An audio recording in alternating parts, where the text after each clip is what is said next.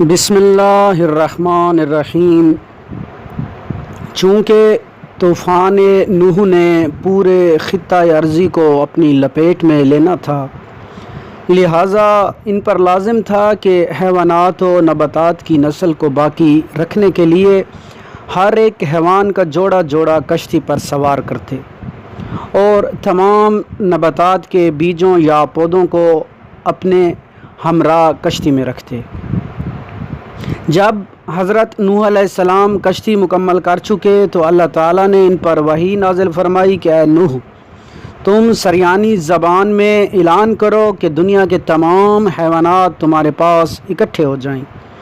حضرت نوح علیہ السلام نے اعلان کیا تو تمام حیوانات ان کے پاس حاضر ہو گئے۔ انہوں نے تمام حیوانوں کا ایک ایک جوڑا پکڑا اور اسے کشتی پر سوار کیا۔ اللہ تعالیٰ نے اس مطلب کو قرآن میں یوں نقل کیا ہے: جب ہمارا حکم آ گیا اور تنور سے پانی ابلنے لگا تو ہم نے کہا کہ نوح، اپنے ساتھ ہر جوڑے میں سے 2 کو لے لو اور اپنے اہل و عیال کو بھی لے لو، علاوہ ان کے جن کے بارے میں ہلاکت کا فیصلہ ہو چکا، اور صاحبان ایمان کو بھی لے لو، اور ان کے ساتھ ایمان والے بہت ہی کم تھے۔ اس اعتبار سے کشتی پر سوار ہونے والوں کی فہرست کچھ یوں ہے: حضرت نوح علیہ السلام اور ان پر ایمان لانے والے 80 افراد، حیوانات کی ہر نسل میں سے 1 جوڑا، اور کچھ مقدار میں نباتات کے بیج اور پودے۔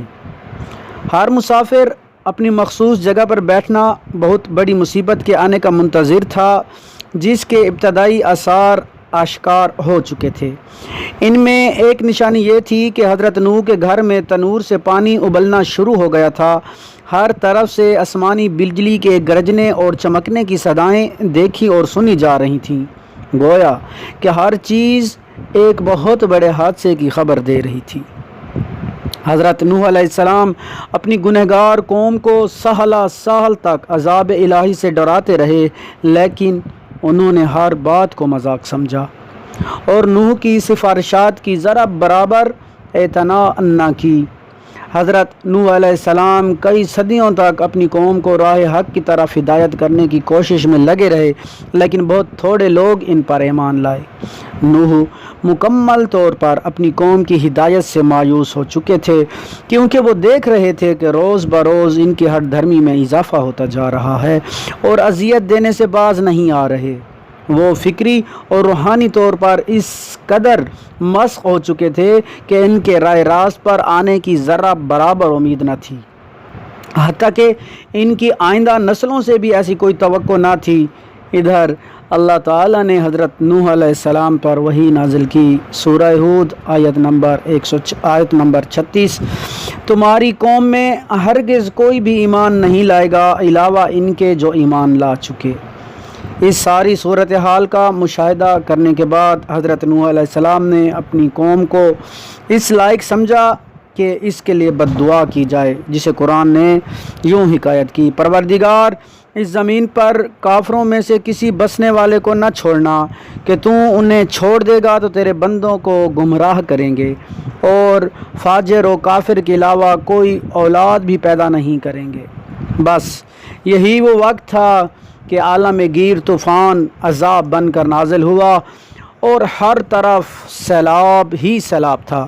زمین پانی اگل رہی تھی اور آسمان پانی برس رہا تھا۔ آسمان سے جو پانی برس رہا تھا وہ بارش کی صورت میں نہ تھا، بلکہ ایک سیلاب کی مانند تھا جس نے پوری زمین کو اپنی لپیٹ میں لے لیا۔ پوری زمین بڑی بڑی آبشاروں میں تبدیل ہو گئی، ہر طرف سے تند و تیز آندھیاں چل رہی تھیں، آسمانی بجلی کی گرج و چمک تھی، کالی گھٹاؤں نے دن کو رات کی تاریکی میں تبدیل کر دیا تھا۔ زیادہ دیر نہ گزری تھی کہ کشتی نے پانی پر تیرنا شروع کر دیا۔ کشتی سے باہر جو کچھ بھی تھا وہ پانی میں غرق ہو کر ہلاک ہو گیا۔ تمام صحرا اور پہاڑ پانی کی لپیٹ میں آ گئے تھے، گویا یوں لگ رہا تھا کہ پوری دنیا ایک عظیم موج زن سمندر میں تبدیل ہو چکی ہے۔ نہ پہاڑوں کی بلندیاں نظر آتی تھیں اور نہ ہی زمین کی تہیں۔ قرآن کریم میں اللہ تعالیٰ نے اس کو یوں تعبیر کیا، اور کشتی انہیں لے کر پہاڑوں جیسی موجوں کے درمیان چلی جا رہی تھی۔ سورہ ہود آیت نمبر 42۔ اس کے ساتھ انشاءاللہ تعالی اگلے عنوان کے ساتھ پھر حاضر ہوں گے، تب تک کے لیے اللہ حافظ۔